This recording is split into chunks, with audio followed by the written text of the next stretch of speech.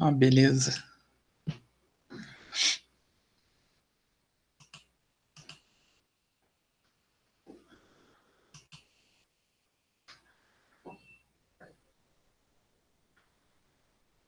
Será que a gente já pode começar? Será que vai chegar mais gente?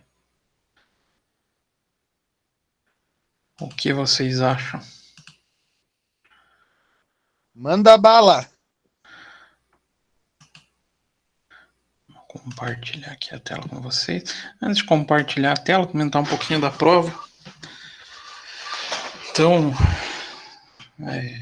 a prova, como eu montei ela, eu acabei misturando metade questão dissertativa, metade questão objetiva. Nas questões dissertativas, eu vou fazer uma cobrança um pouco de ponto de equilíbrio, um pouquinho do cálculo do EBITDA e um pouquinho de custo de capital. E o restante também envolvendo esses temas e os demais conteúdos como questão objetiva daí. São ao todo 12 questões. Para quem fez as atividades bonitinho, se guardou as planilhas, vai ser bem rapidinho de fazer a prova, que basicamente segue a mesma linha, as questões sobre as discursivas seguem a mesma linha dos exercícios que a gente trabalhou, então acho que não vai ter muito problema. Beleza? Beleza.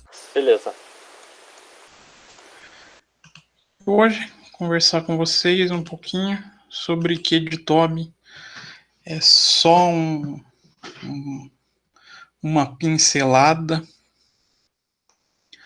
porque o QDTOB ele tem muitas variações. Ela, depois da proposta do James Tobin, ele sofreu bastante modificações ou propostas de melhoria, mas algumas são as mais usadas. Então eu trouxe duas das fórmulas mais simples para a gente trabalhar, para vocês começarem a ter uma noção sobre esse indicador.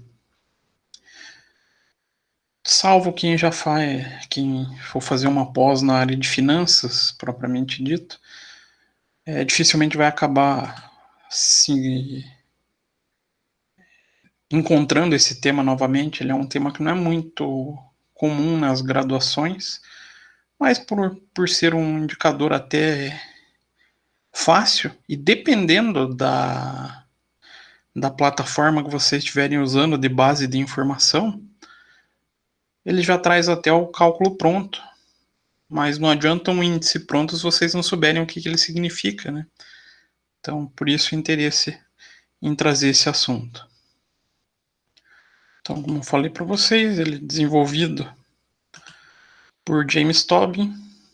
Então, ele tratou o método com a intenção de prever a comparação entre o valor de mercado e o valor de custo de reposição dos ativos.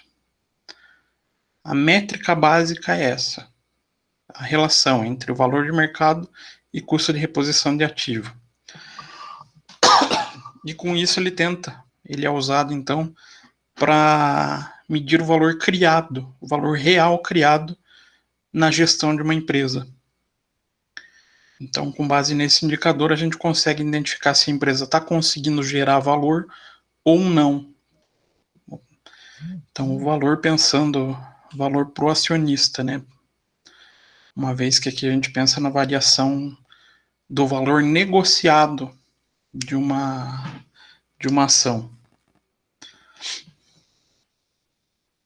Então, o conceito dele, o QDTOB é definido como uma relação entre o valor de mercado e o valor de reposição de seus ativos físicos.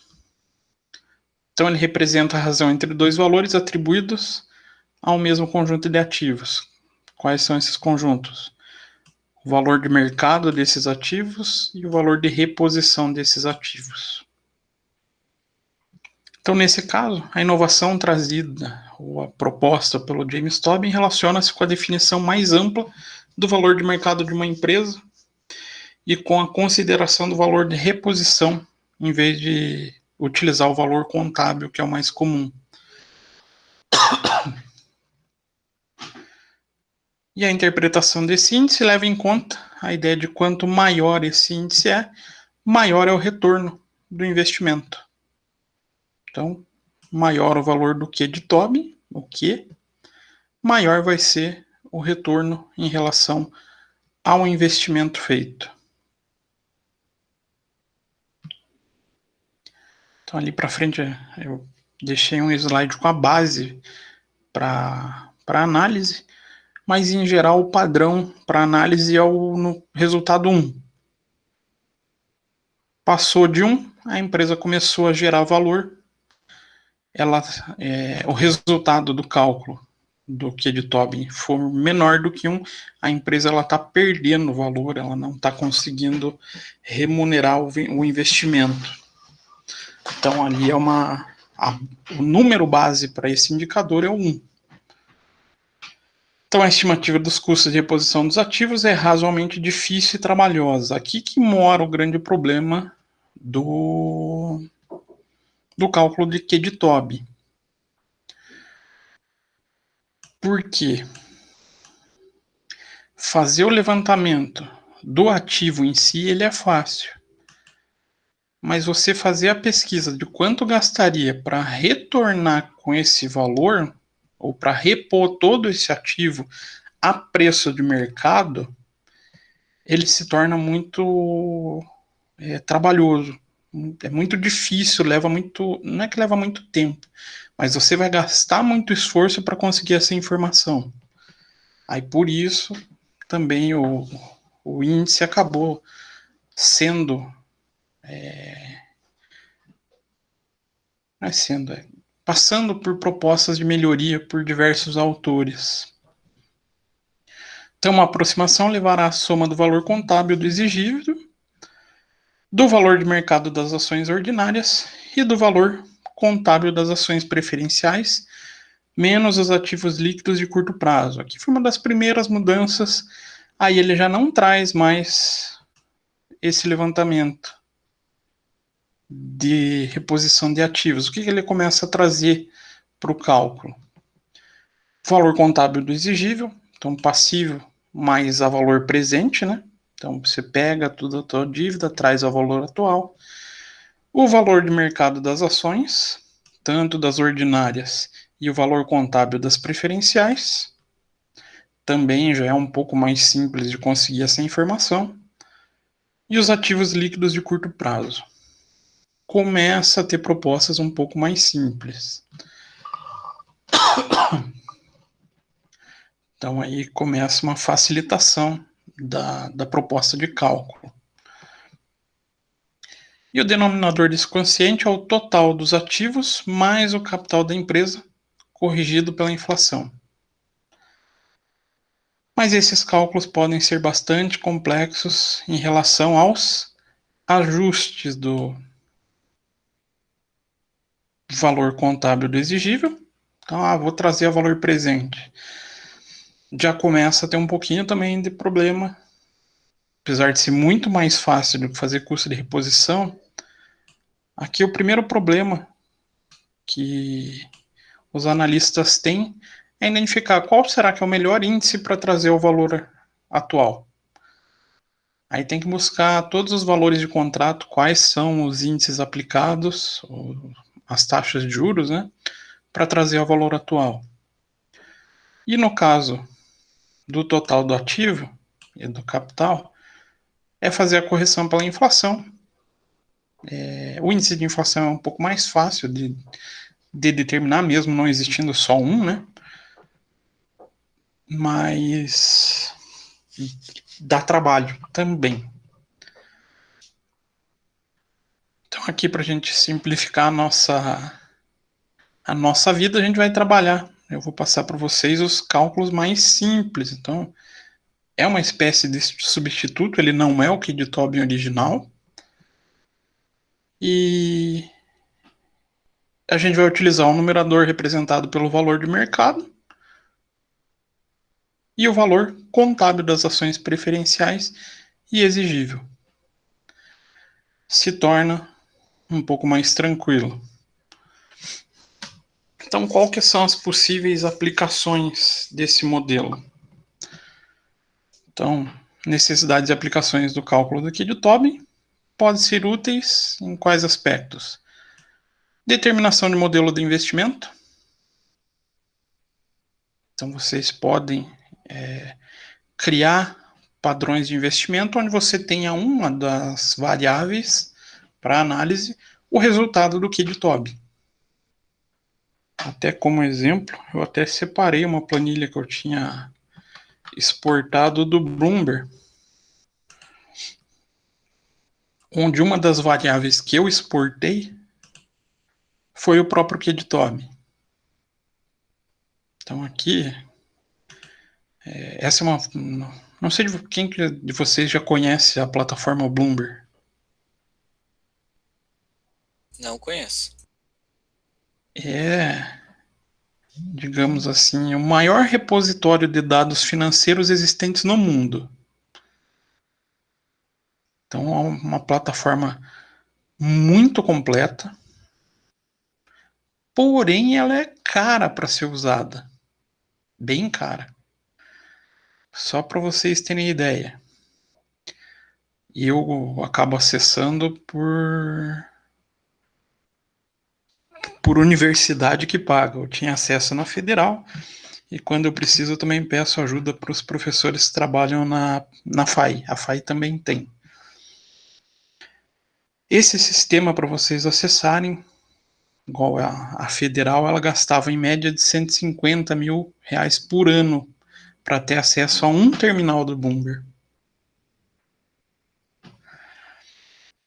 Então ele é um sistema um pouco complexo da gente acessar, justamente pelo custo, né? Mas vocês conseguem exportar tudo deles até mesmo pelo Excel.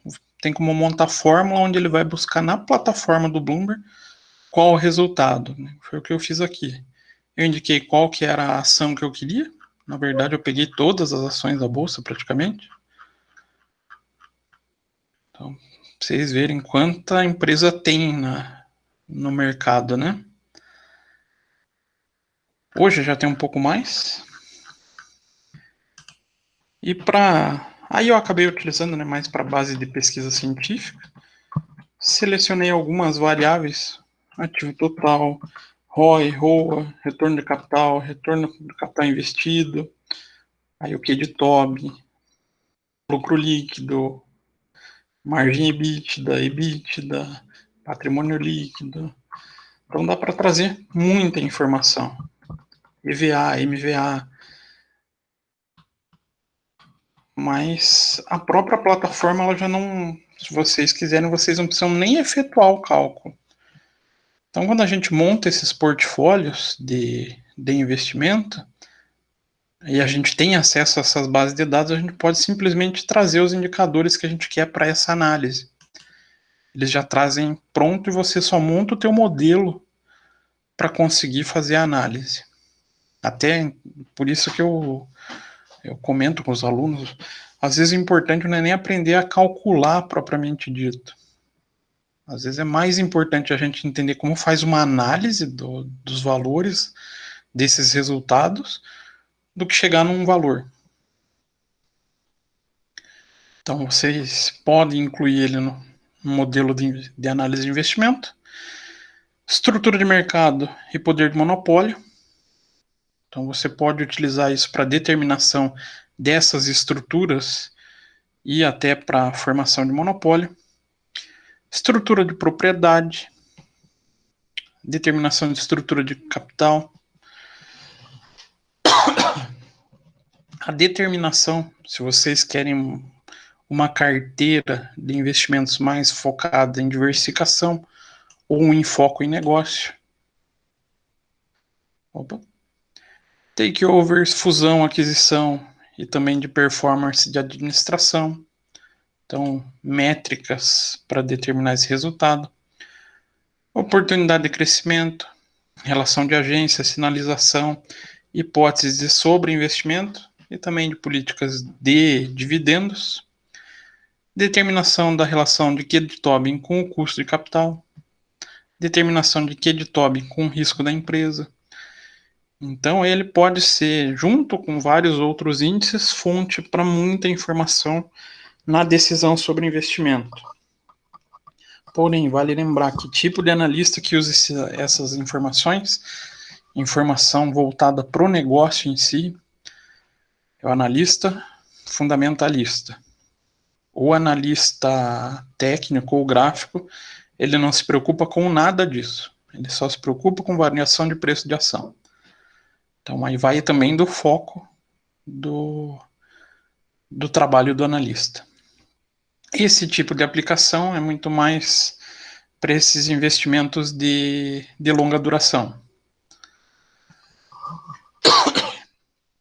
Então, a gente, conforme eu falei para você, a gente pode utilizar o TOB em diversos contextos, diversas utilidades, e também existem diversas maneiras de serem calculados, né? E ele se relaciona às estimativas da variável que precisam ser feitas a partir de dados reais, o que envolve importantes considerações sobre a metodologia desse cálculo. Justamente essa facilidade ou dificuldade no levantamento dos dados reais. Então, o valor de Q de Tobin é um coeficiente entre o valor de mercado dos ativos de uma empresa e o valor de custo de reposição. Então, a primeira proposta de cálculo que a gente traz é justamente com essa forma. A divisão entre o valor de mercado de ativo dividido pelo custo de reposição de ativos. Porém, o que tem de difícil nesse cálculo mesmo? Qual informação real que é complexa e trabalhosa de levantar? Tá aqui, né? Levantar custo de reposição de ativo não é simples. Então, a gente traz outras propostas para simplificar um pouco a vida de vocês. Segunda proposta, com algumas outras informações.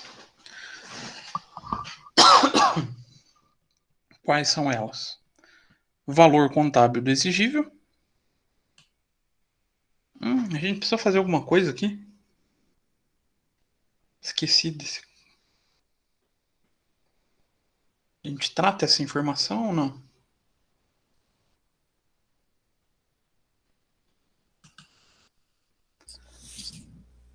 Qual a contábil exigível, professor? Valor contábil do exigível. Contábil.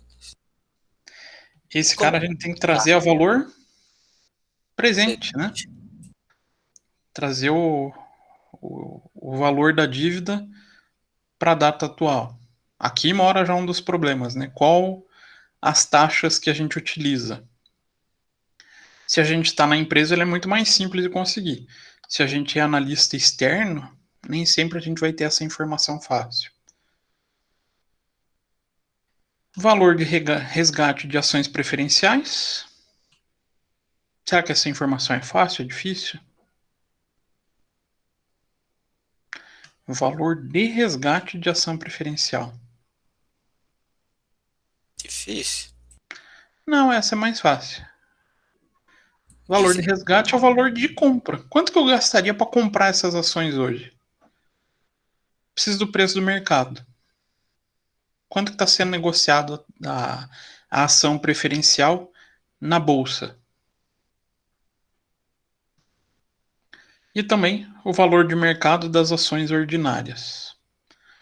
Lembrando, aqui são considerados duas ações diferentes, por mais que seja da mesma companhia ou da mesma empresa, são dois tickets diferentes.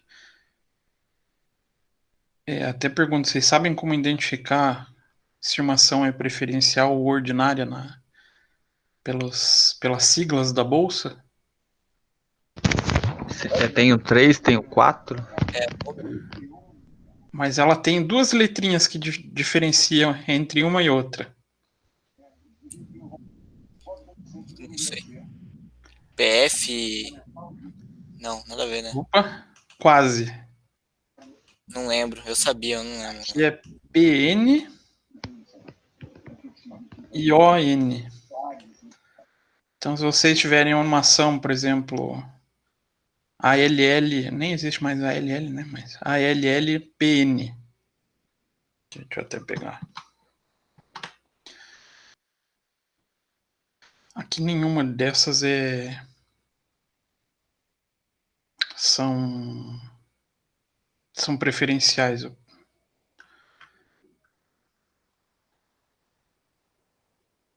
Mas quando vocês encontrarem a figura PN, vocês vão estar olhando uma ação preferencial. Se estiver olhando uma ordinária, vai ser ON. Ah, e tem diferença para comprar? Tem. Vocês lembram quais são as diferenças entre uma e outra?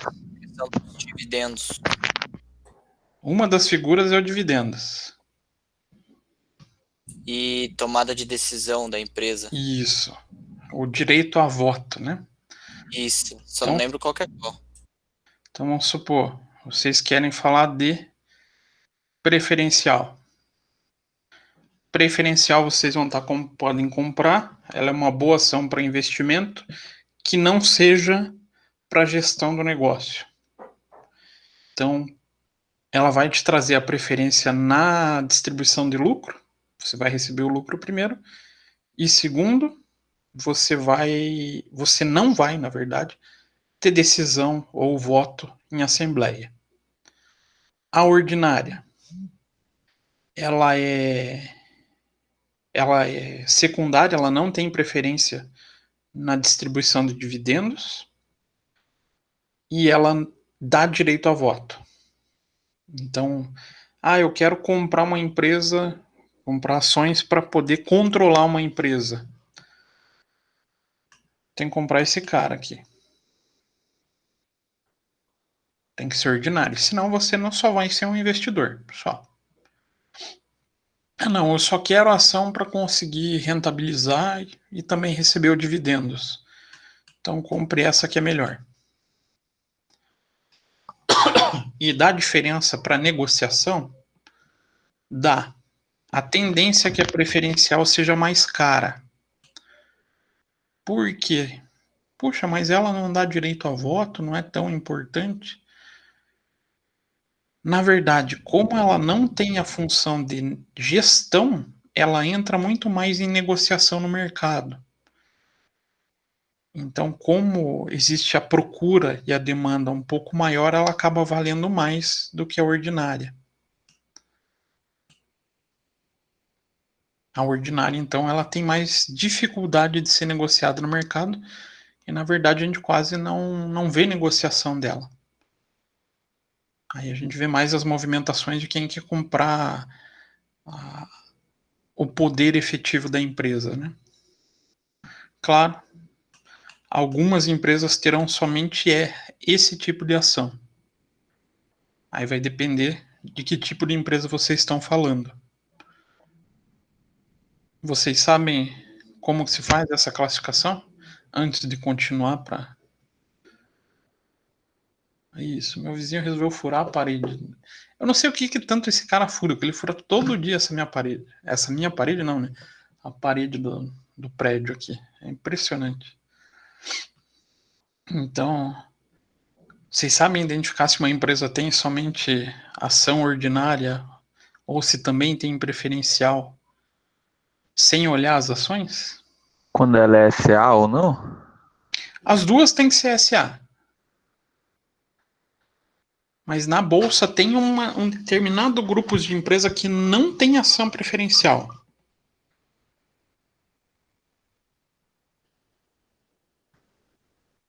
Vou até... Não sei.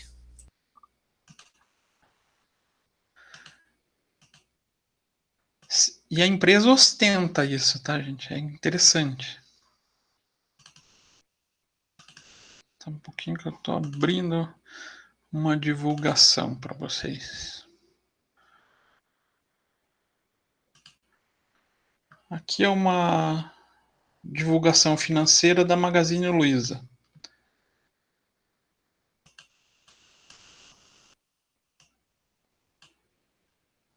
Vocês estão vendo esse símbolo aqui? Novo Mercado. Sim. Aham. Esse é o indicativo de que ela pertence a esse grupo de empresas, Novo Mercado. Então só pode ostentar esse símbolo quem conseguiu entrar para esse grupo. E o que significa esse grupo? São as empresas com mais alto índice de governança corporativa.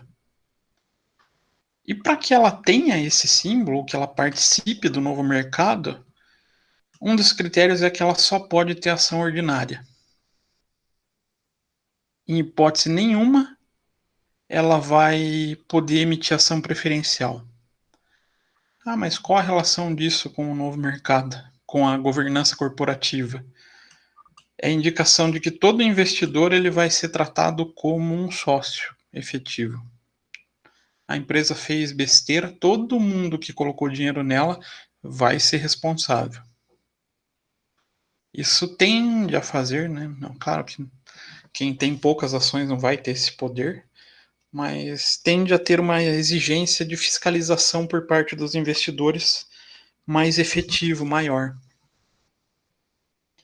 Então, se vocês acharem empresa que só negocia ação ordinária, é porque provavelmente ela seja do novo mercado. Aí a gente tem mais dois níveis de governança, nível 1 e nível 2. Quando elas são do nível 1 e nível 2, elas podem emitir meio a meio. A proporção legal que a legislação societária e a CVM permite é que para cada uma ação preferencial, ela pode emitir uma ação ordinária. Isso tudo para evitar a emissão de ações preferenciais de modo descontrolado. Mas agora vamos voltar aqui para o tema efetivo, né? Então, soma-se o valor contábil do exigível, mais o valor de resgate de ações preferenciais, mais o valor de mercado das ações ordinárias. Tudo isso dividido pelo ativo total. Aí a gente vai encontrar o valor de Q. E o mais usado, que é um pouco mais simples de ser levantado, é essa fórmula que vai ser feita como valor de mercado do exigível calculado pela fórmula do MVA, mais o capital total, dividido pelo capital total. Então aqui tem uma metodologia para calcular, mas a gente consegue também essas informações prontas, o MVA calculado. Ah, então de repente eu estou trabalhando com uma plataforma financeira que não tenha o QD Tobin calculado. Uma das melhores maneiras de você encontrar é através desse MVA pré-calculado. Então, a maneira mais fácil da gente encontrar, então a gente destaca que a alternativa de cálculo que a gente mencionou aqui, ela é mais próxima dos modelos mais complexos que eu comentei no começo da aula, né? Quem tiver curiosidade sobre esses modelos complexos, o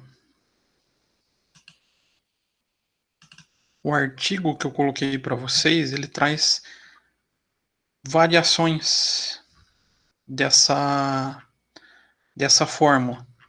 Então, quando ele apresenta a teoria, ele vai trazer várias variações. Traz a do Kid-Tobin, traz a do Lindbergh-Ross, aí vocês vão vendo que são um pouco mais delicados da gente encontrar, né? Então, a quantidade de variação que a gente encontra para o KIDTOB é muito grande. Ah, tá errado? Não, na verdade são testes, são pesquisas efetuadas em cima do cálculo que demonstraram o mesmo resultado. Chegaram em valores estatisticamente iguais. O que é estatisticamente iguais? O desvio dos resultados é muito pequeno. Então, eles são aceitos. Mas o mais usual pela facilidade é esse cara aqui.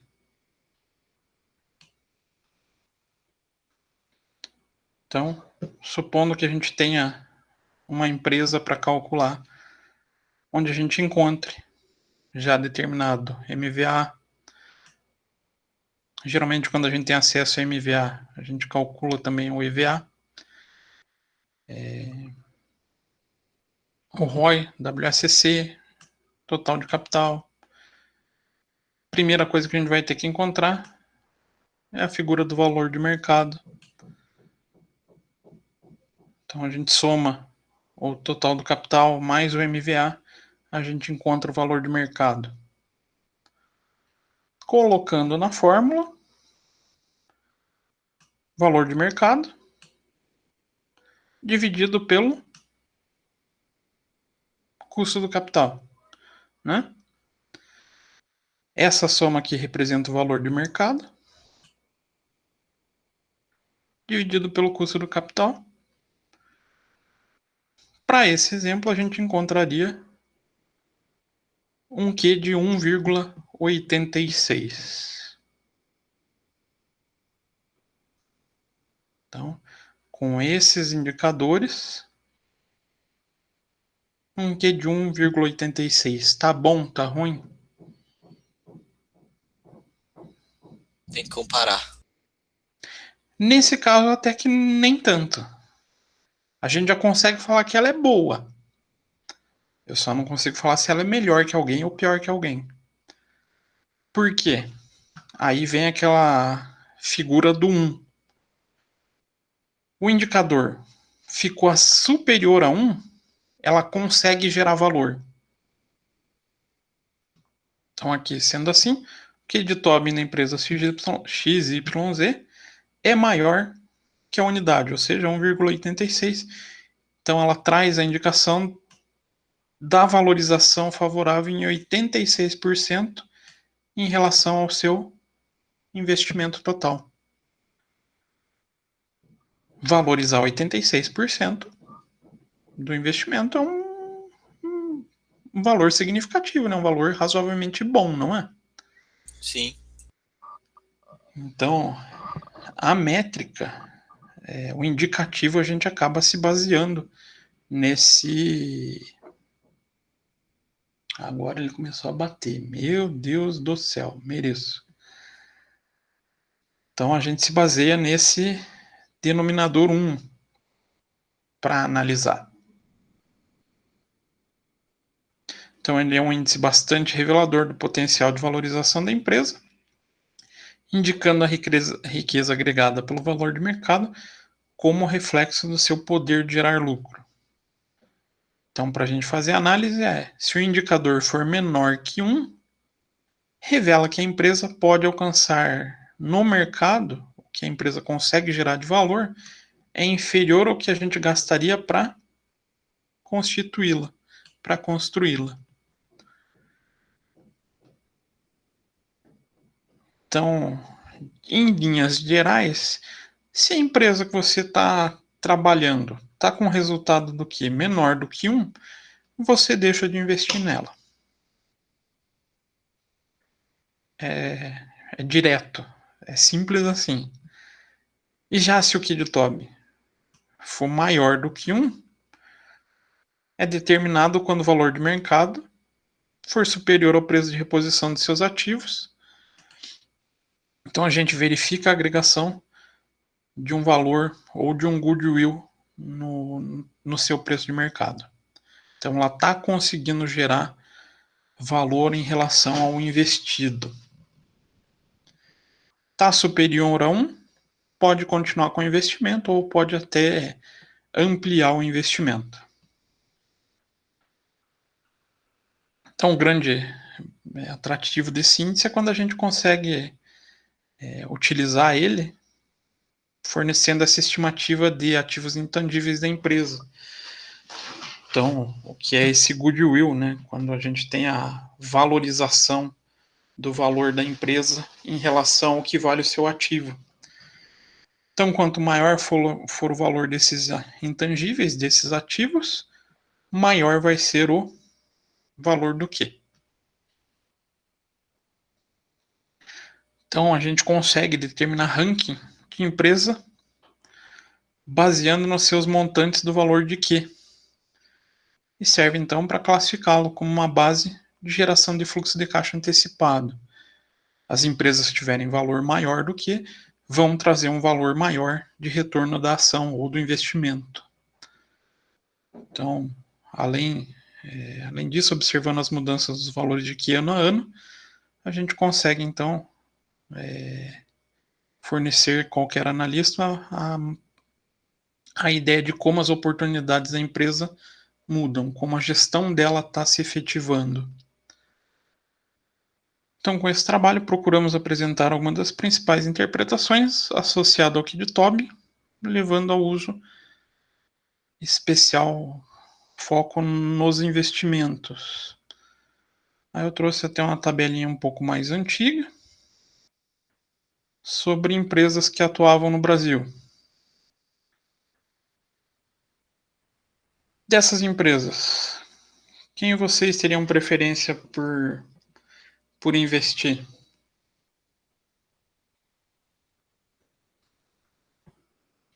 Logo de cara, o que é? Ó, todo mundo que tiver daqui para cima são tendências de empresas boas para serem investidas. Ou eram, né? Porque essa tabela é um pouco mais antiga. As empresas abaixo aqui já são empresas onde o ideal seria retirar o dinheiro nesse período. Não vale a pena fazer o investimento.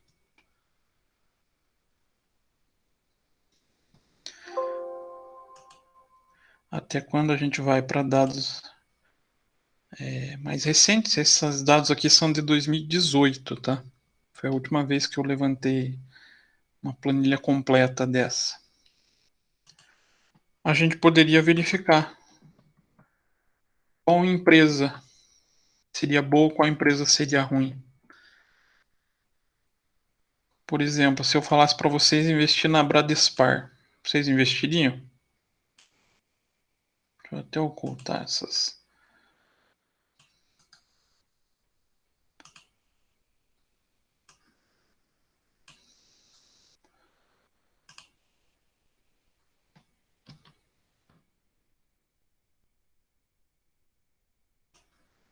Então aqui, Bradespar 0,98. Tá valendo a pena, não tá? Não, né? Tá abaixo de 1. Tá quase ficando elas por elas, né? Pra dar um voto de confiança. Para decidir o que poderia ser feito. Vou retomar o histórico anterior dela, vou ver como ela estava nos períodos anteriores, para daí decidir. Curiosamente, se a gente começa a separar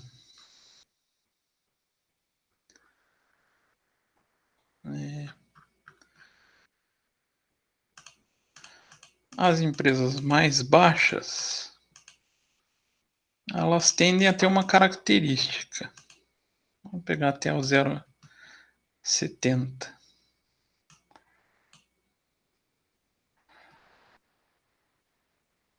A gente tende a encontrar muita empresa pública. Aqui, pegando até o 0,70, não pega todas.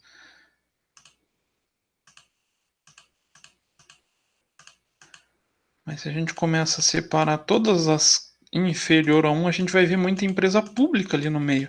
a maioria das empresas públicas que a gente tende a achar que são seguras, nem sempre elas são vantajosas.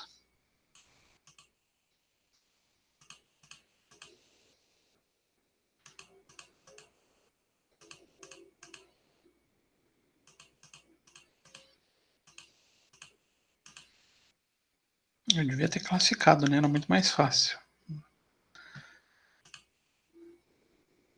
Aí se a gente começa a ver, ó, quantas empresas de energia elétrica não tem aqui no meio?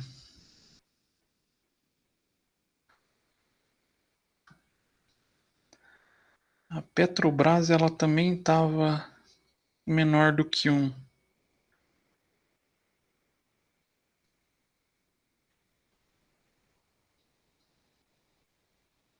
As companhias de habitação.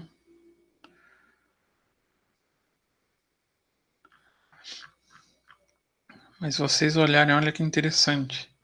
Quantas aqui são do setor bancário?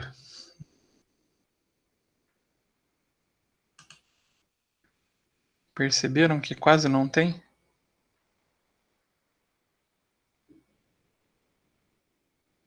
A vantagem do Bloomberg é isso também. Ela consegue trazer para vocês qual o setor para analisar. Então, esse tipo de empresa que elas já não são vantajosas, né? Por quê? Ela não está conseguindo gerar valor ou, em relação ao investimento. Se eu começo a pegar a empresa igual a Ambev, vale a pena ou não vale a pena investir? Essa vale. 4? Arezzo, 5? Claro, isso tudo vai depender do período que a gente está analisando, né? Não pode levar só em consideração esse índice. Assim como todos os indicadores que a gente veio trabalhando, a gente vai olhar o conjunto. O que foi aplicado, o que a gente pode analisar no contexto dessas empresas para tomar a decisão. De repente a gente está vendo um Kid Tobin bom, mas a empresa está num momento ruim. Há um bom exemplo aqui. A Azul. O Kid Tobin dela calculado com os dados de 2019 não deve ser tão ruim. Por quê? Apesar de já estar começando a sofrer com efeito de pandemia, até 2019 a companhia aérea no Brasil não sofreu tanto. Mas hoje, será que tem o mesmo reflexo? Pode ser qualquer companhia aérea daí, né? Já não é o mesmo resultado, não tem o mesmo efeito, né? Então, a gente não pode tomar por base só esse valor. Aí a vantagem é quando a gente consegue fazer essas comparações por setor. Vamos ver que setor que vocês querem comparar. Banco. Banco é um bom setor, né?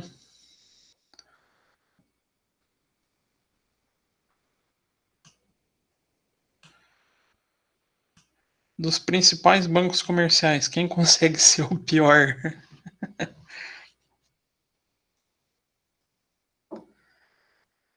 E mesmo assim, mesmo sendo empresa de característica mista, ela ainda não fica tão ruim. O próprio Banco do Brasil, né?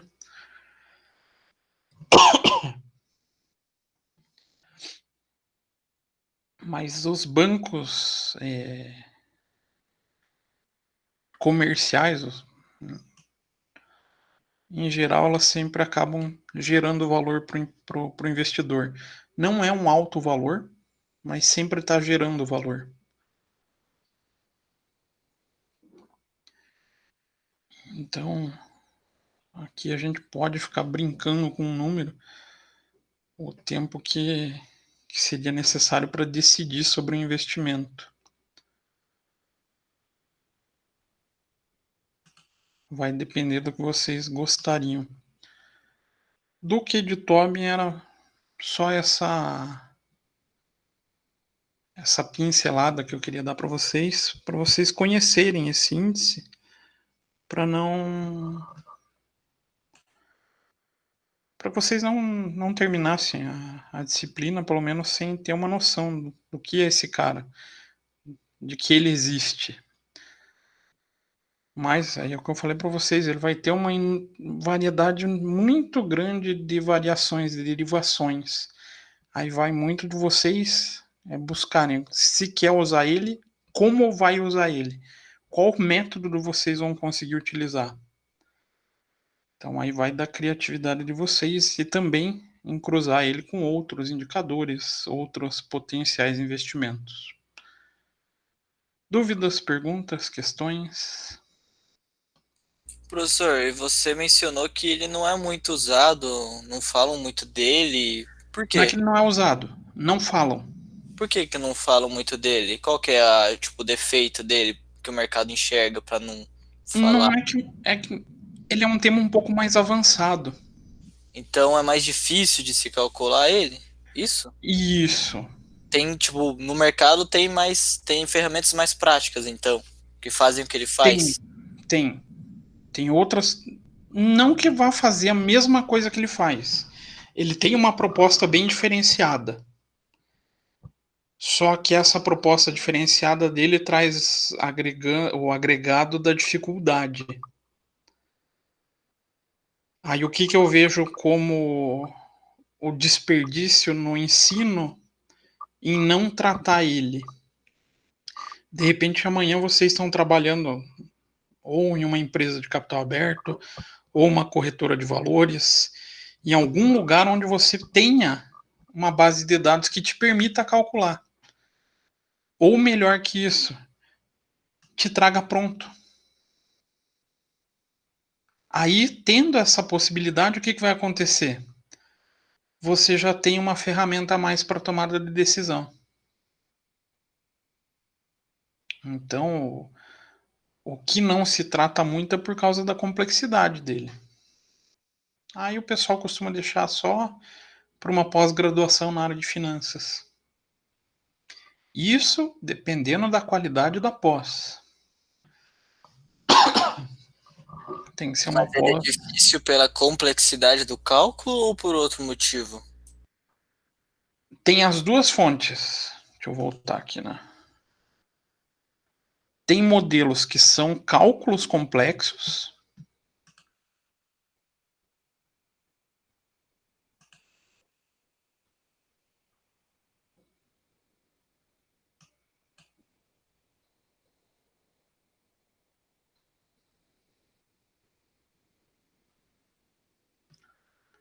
Espera aí.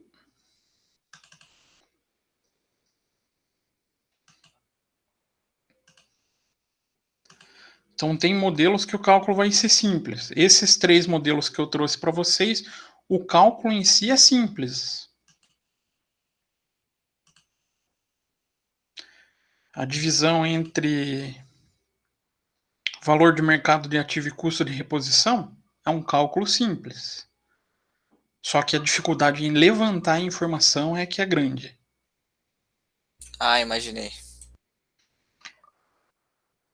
Igual esse segundo modelo. Também é um modelo simples. Só que você teria todo o trabalho de trazer o valor de exigível ao valor presente e atualizar os ativos totais por um índice de inflação. Também dá um pouco mais de trabalho, é menos do que esse. Porque aqui o grande problema é o custo de reposição. E tem também um pouco mais simples, que é esse último modelo. Mas aí tem autores que tentaram se aprofundar no tema ou evoluir no cálculo. A gente tem muita variação. Então, uma das mais conhecidas, de Lindenberg Ross, ele fez uma modificação. Mas também tem itens aqui que é um pouco mais difícil da gente conseguir. Valor histórico de instalação e equipamento. Tá, simples. Valor histórico de estoque. É simples. Valor contábil. Só que aqui ele também traz 2 itens de valor de reposição. Difícil de você levantar no mercado. Então existem variações propostas, mas que acabam não sendo tão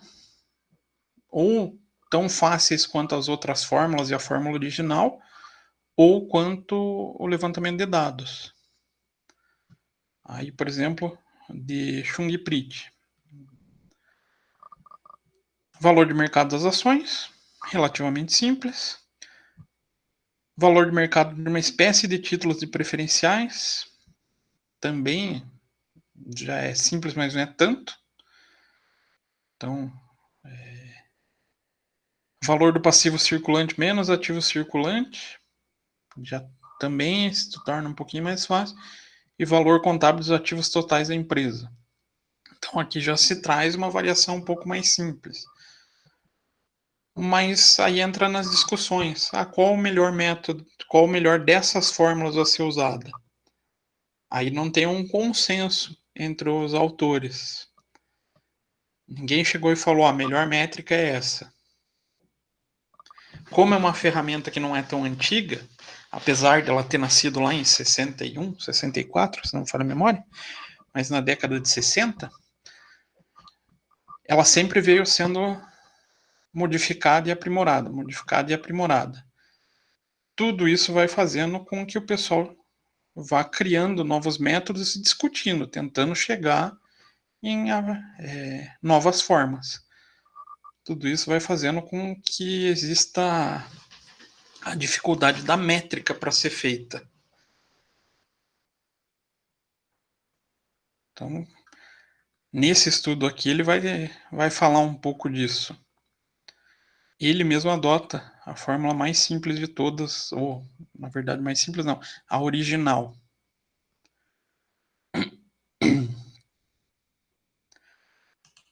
Só que daí é aquilo que eu falei, né? De repente você está trabalhando numa base que já faz um cálculo para você.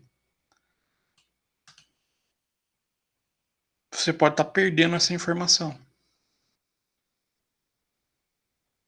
Se você não conhece o KidiToB, do que adianta a base de dados te informar esse índice, né? Então, por isso que eu considero, é bacana conhecer, é bacana que vocês saiam, não necessariamente precisam saber calcular, mas tenha a noção que esse índice existe, as principais bases de dados de informação financeira já traz ele pronto, e que vocês podem tomar por base para decisão. Mais ou menos por isso que eu trouxe para vocês. Mas o porquê que não é passado é porque existem conceitos mais básicos que a gente coloca em prioridade. Aí também vai muito da ementa da disciplina, o que o curso pretende formar para vocês e o que até onde o professor consegue ir no dia a dia. Esse é um tema que normalmente eu não trago para vocês, porque não dá tempo. Só que como nas aulas online eu acabei tirando conteúdos que eu deixaria a aula inteira para vocês, vamos falar assim, se matarem para calcular, deu para trazer, deu para pincelar esse conteúdo para vocês. Tranquilo? Tranquilo. Essa era a ideia. Então, o porquê que não é passado muitas vezes é pela falta de tempo e pela ementa da disciplina. E por que o pessoal não gosta de passar? Primeiro, não é tão simples de conseguir as informações pro cálculo. E um dos grandes defeitos, a maioria dos professores acha que a gente também tem que ensinar só vocês a calcular. Não é mais ou menos assim nos cursos? Um bom exemplo disso é estatística. O que acontece na disciplina de estatística com vocês? Não é só jogado um monte de fórmula para vocês? Na maioria dos casos? O Sei, Vitor professor. E fez O diferente. Vitório foi massa. Foi diferente ele, o Vitório. Foi? Ah, mas é o Vitória. Tá explicado por quê. Porque a vantagem do professor Vitório é que ele é um professor novo, né? Um professor com visão um pouco diferente do ensino. Então, vocês foram privilegiados, tá, gente? Até uma pena que eles saíram da instituição. Mas a grande maioria das disciplinas tenta ensinar vocês a calcule. Só que hoje a gente tem tanta ferramenta para calcular, não tem? Então, às vezes é importante que a gente conheça a avaliação do índice também. Aqui, como calcular esses índices? Ele é mais complexo? Eu nem tentei entrar tanto no mérito com vocês, mas mais trazer um pouco da ideia do que está acontecendo com esse índice. Então, por exemplo, se eu falasse para vocês, quanto que o Itaú está gerando de... O Itaú não, o Bradesco está gerando aqui para... de retorno em cima do investimento dos seus acionistas. Dá para falar? Pega por base 1. Tudo que ultrapassar 1 é a expectativa de retorno. Então, 7% é a expectativa de valorização. A empresa está gerando de valor sobre o investimento. Diferente aqui do Banco Pan-Americano. O que está acontecendo com o investimento? Está gerando valor ou está perdendo valor?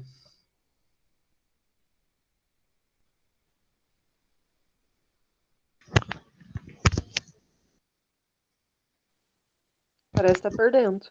Está perdendo quase igual, né? Aqui está gerando 8, aqui está perdendo 8. Então aqui a gente começa a trazer um padrão para vocês analisarem. O padrão do Kid Tobin é o 1. Então, se vocês querem saber se a empresa está trazendo ou gerando valor em cima do valor investido nela, procure empresa com resultado acima de 1. A empresa está perdendo valor, ela está sendo desvalorizada em relação aos seus investimentos, pega o valor menor que 1. Então ele acaba sendo uma proposta que permite a escolha de permanecer com o investimento ou se desfazer dele. Então, aqui é trazer um pouquinho para vocês essa métrica, para que vocês saiam tendo esse conhecimento. Tranquilo? Tranquilo. Dúvidas, perguntas, questões? Ô, professor, Diga. em quais casos que mesmo acima de 1, lá, esse valor ainda não é vantajoso investir na empresa? Não sei se o professor já viu esse caso de estar acima de 1, mas outros fatores pesado negativo. Você vai ter que olhar os outros índices, depende do que você colocar no teu portfólio de indicador para análise, e outra maneira é fazer a comparação histórica. De repente aqui esse ano para o Bradesco preferencial aqui está 1,7. Mas nos últimos anos vem dando 0,98, 0,95. Será que vale a pena investir? Será que não vale? Aí você já tem um histórico negativo.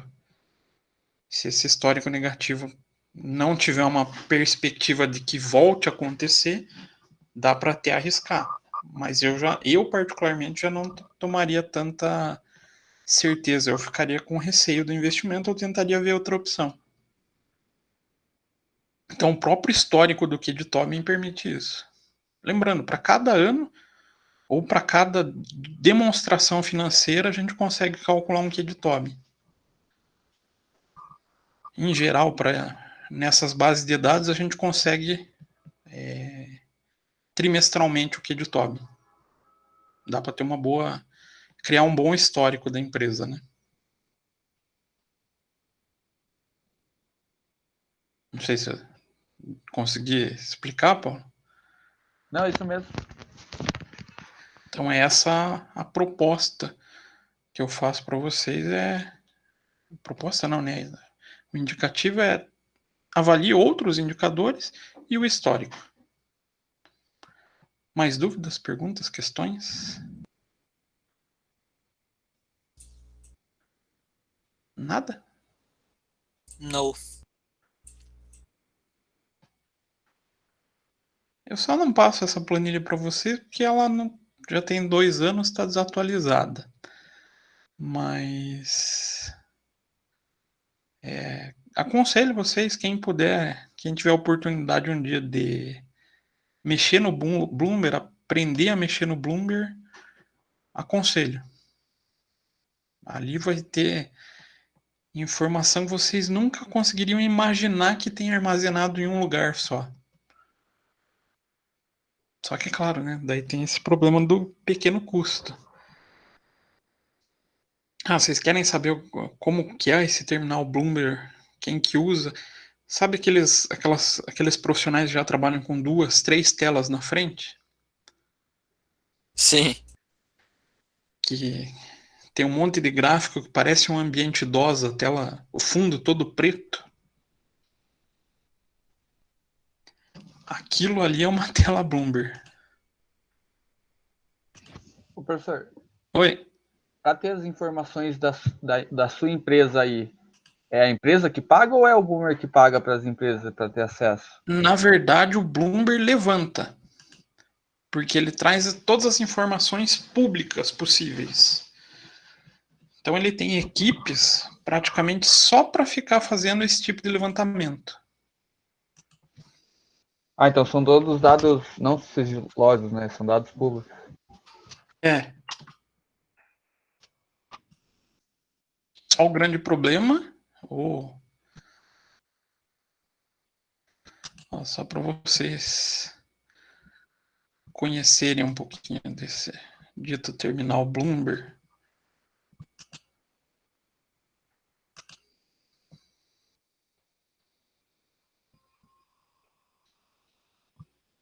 Apesar da notícia que fala R$ 35 mensais, $35, esse terminal aqui, que é o equipamento Bloomberg, ele custa na faixa de 150 mil por ano.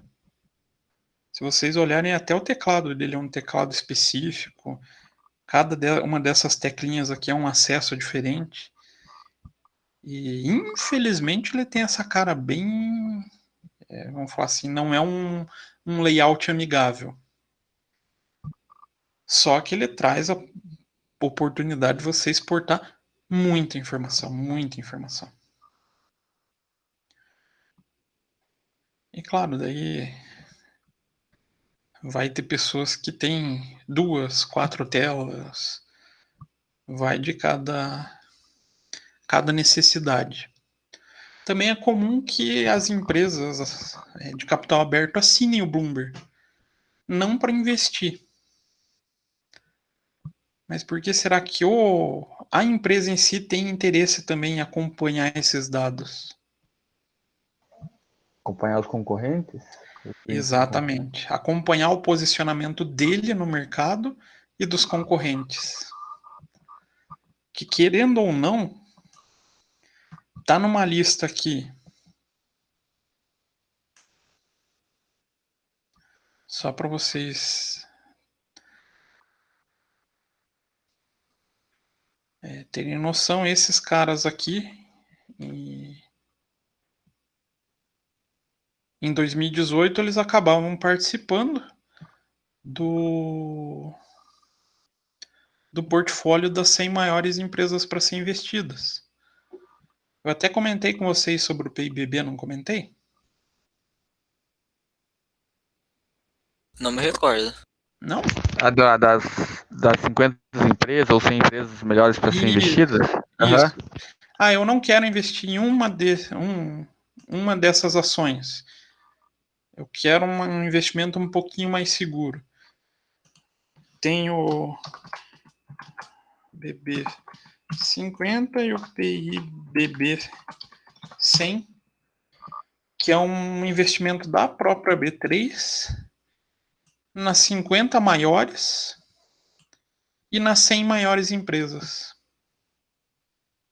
Então ele mesmo já faz um fundo de investimento dentro da própria B3. Ah, é bom isso? É ruim?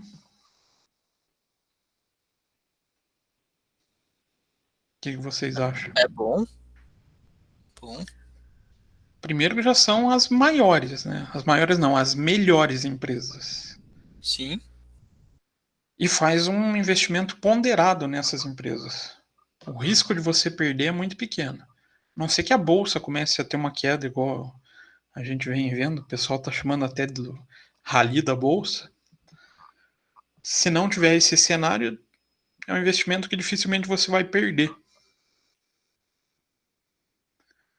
E se não me falha a memória, com R$ 100 você consegue já investir em qualquer um dos dois. Então, atrativo. E curiosamente, quem está entre as 3 maiores? Vocês conhecem, né? Essa empresa?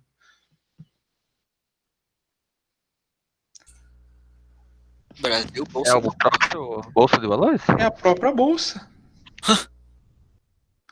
A bolsa é uma empresa. E boa. Ela é rentável de ser investida. Então, quem pensar em investir na própria bolsa, na própria empresa B3, também ela é rentável. Se vocês quiserem essa base, eu passo para que vocês conheçam as principais ações. O problema é que é muita, né? Aqui deu quase 500.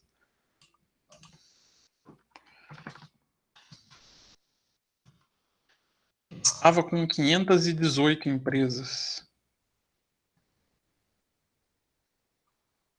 Mas aqui tem uma variedade enorme para ser analisada. E daí eu deixo esse conselho. Quem puder um dia ter contato com esse carinha aqui, vale a pena. Vale muito a pena pela quantidade de informação que vocês conseguem analisar. Aqui, inclusive, se eu quero analisar, se eu quero investir, não quero nem ter muito trabalho analisando, eu posso pegar o relatório dos analistas da Bloomberg. Ali daí você consegue ver quais as principais indicações de cada um sobre o mercado. E o detalhe, aqui você não vê só a B3, tá? Você vê todas as bolsas do mundo. Aí justifica por que é tão caro, né? Você consegue acessar qualquer bolsa do mundo para avaliar investimento. Então, eu quero conhecer como é que está o mercado na bolsa de Nova York, bolsa de Chicago, quero ver na Inglaterra, tem todas as informações. Quero ver como é que está na bolsa do Japão, como é que está a rentabilidade lá. Aí permite que vocês ampliem muito a oportunidade de investimento. Tranquilo? Show. Dúvidas, perguntas, questões? Tranquilo. Só investir. Tranquilo, professor. Não, só investir ainda demora um pouquinho, né? Até eu ia passar para vocês, só que o problema é começar agora eu não consigo terminar. Que é a figura das análises. Isso eu achei. Eu contei que a gente ia ter aula semana que vem.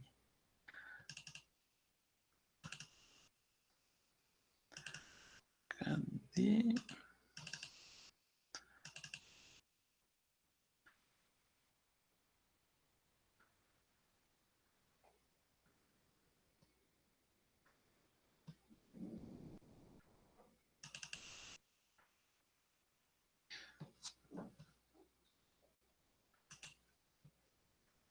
que eu teria para trabalhar com vocês é falar desses dois métodos.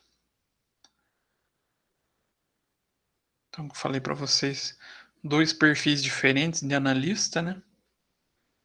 Analista fundamental, ele é totalmente voltado para análise de demonstrações, de indicadores financeiros e tem uma perspectiva de investimento de longo prazo. Já esse cara aqui é bem a figura do trader, daquele investimento com característica de compra e venda da ação. Mas se vocês quiserem, eu posso mandar para vocês. Que aqui tem algumas teorias bem interessantes, sendo uma das principais que a gente toma por base é desse cara, Charles Down. Acho que vocês conhecem esse nome, né? Down. Dá o nome para uma das principais bolsas de valores. De Nova York, né? Isso. Dow Jones. Dow Jones. Então ele é um dos sócios da Dow Jones. Dos sócios não, né? Um dos fundadores. Porque esse cara aqui era lá do começo do século XX. Então a teoria dele lá é de 1900 e bolinha. E aqui ele explica um pouquinho da teoria sobre as fases dos gráficos, né? Então, comportamento, tendência primária, secundária, terciária. E o mais importante são essas figuras de movimentação dos valores. A acumulação, alta sensível, euforia, ou o que a gente andou vendo no mercado nesses últimos períodos é esse cara aqui, né? Distribuição, aí ficou feio o mercado, o que aconteceu com os preços ou com as vendas? O pessoal começou a desovar a ação, vender a ação, gera esse movimento de pânico, fazendo com que as ações percam valor. Então, o analista técnico, a pessoa que faz essa análise de preço de gráfico, quer dizer, basicamente o objeto dele é preço vezes tempo. Então a análise basicamente se pauta então no preço de venda das ações, compra e venda das ações e o volume negociado. Então todos esses gráficos malucos que a gente acaba vendo tem um embasamento para isso. Então uma das teorias é a de Dow, teoria das ondas de Elliott, que explica esses movimentos entre as grandes fases citadas por Dow,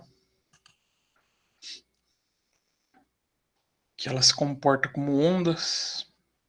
É bem interessante. Só que o problema é que a gente levaria pelo menos uma aula inteira mesmo para falar disso. E mesmo assim, não seria suficiente. Como é que você se torna um bom investidor?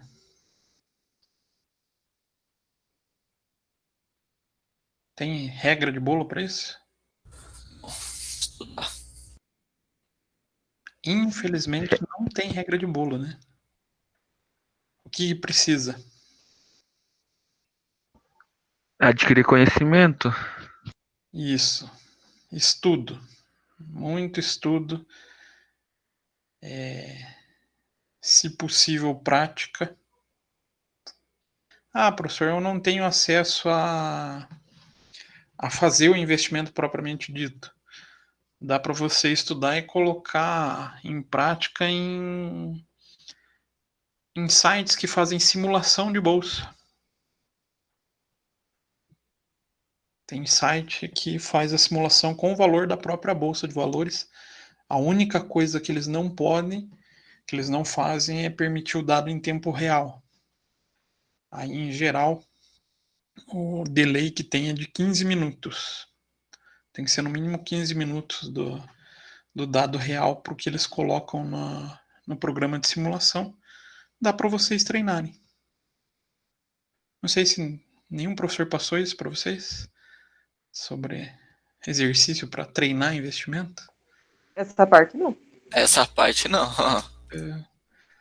Eu gosto de trabalhar esse mercado financeiro de capitais. Digamos assim, vale como uma nota paralela a pessoa começar, a gente faz o cadastro, ganha não, né? Como se a gente começasse com 100 mil reais para fazer a gestão do investimento.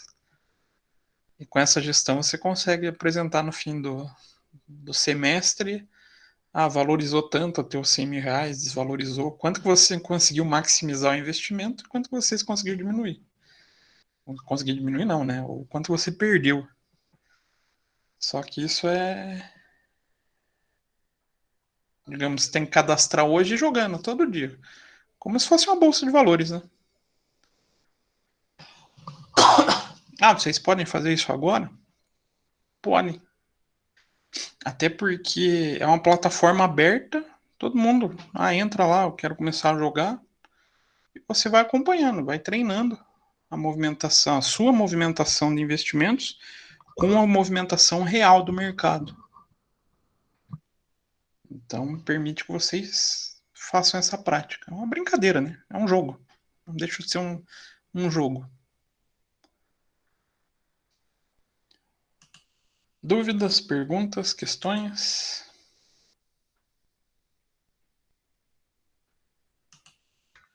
Nenhuma. Nenhuma? Então, acho que encerramos.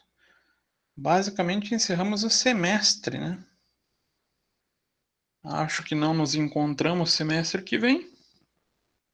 Então, desejo para vocês uma boa prova. Façam com calma. Não sei se tinha muita gente que não estava aqui quando eu falei da prova. A prova está relativamente simples. Uma parte com questões dissertativas. Quem fez os exercícios, montando as tabelinhas, até de acordo com o que a gente treinou, tanto em live ou seguiu os vídeos, que quando eu estava gravando o vídeo, guardou o Excel, vai fazer bem rapidinho essas questões, está bem fácil, está bem no padrão que a gente trabalhou em sala. Em sala não, né? Em aula. E algumas questões de múltipla escolha. São 12 no total.